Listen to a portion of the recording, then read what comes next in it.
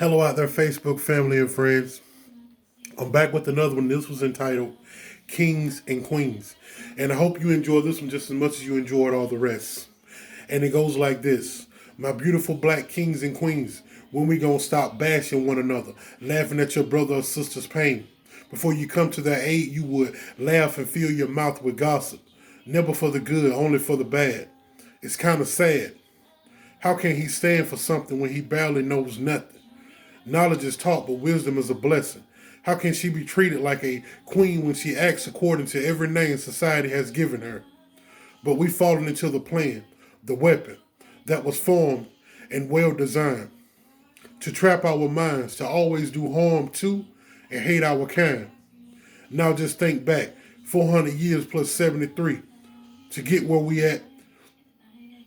They had thousands of our ancestors with chains on their ankles, wrists, and necks.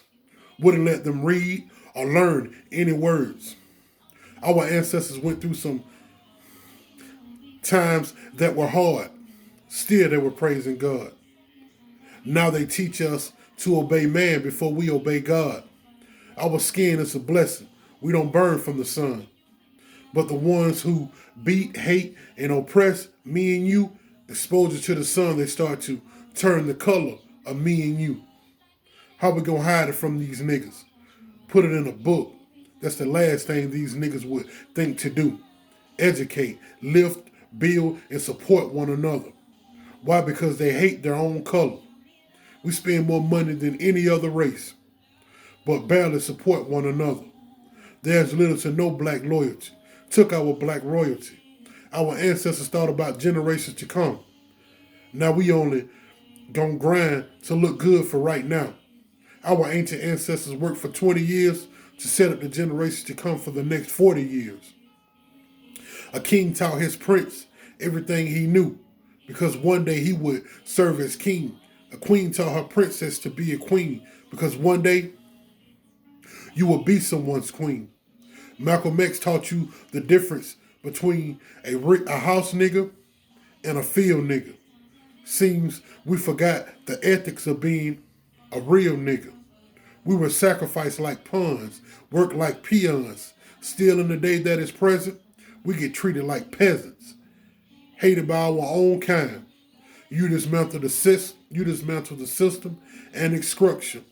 Once you shut down the mind, came here, built this country for over 400 years without a dime. All we were taught that we came from free laborers, also known as slaves. I know I come from a long list of beautiful black kings and queens. We are everywhere. Africa, Asia, Mexico, every island, even Rome and Greece.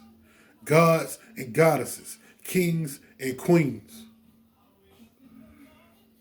So know that you are black. Your black is beautiful.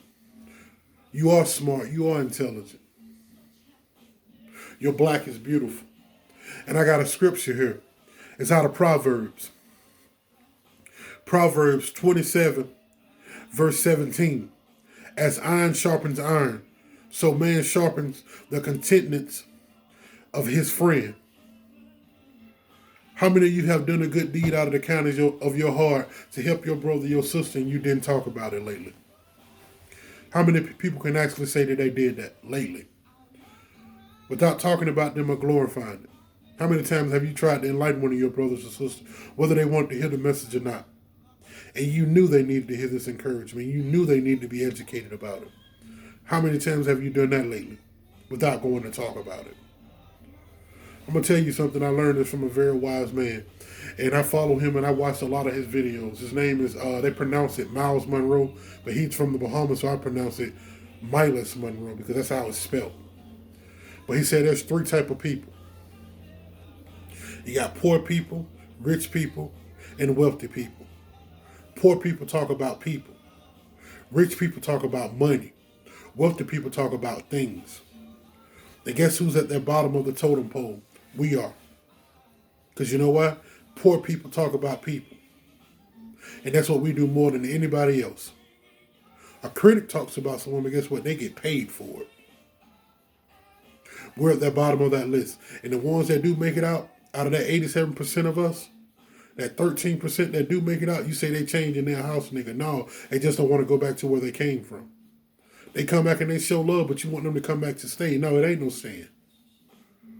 They've built themselves up. They've got out of this, and you can do the same. So they don't have to come back and help you if they don't want to. And I want to thank everyone out there for all of your likes, all your shares, all of your views, all of your love, and all of your support. But this is a 2-part segment also. So stay tuned for part 2. Thank you, everyone, and I'll see you on part 2. Thank you.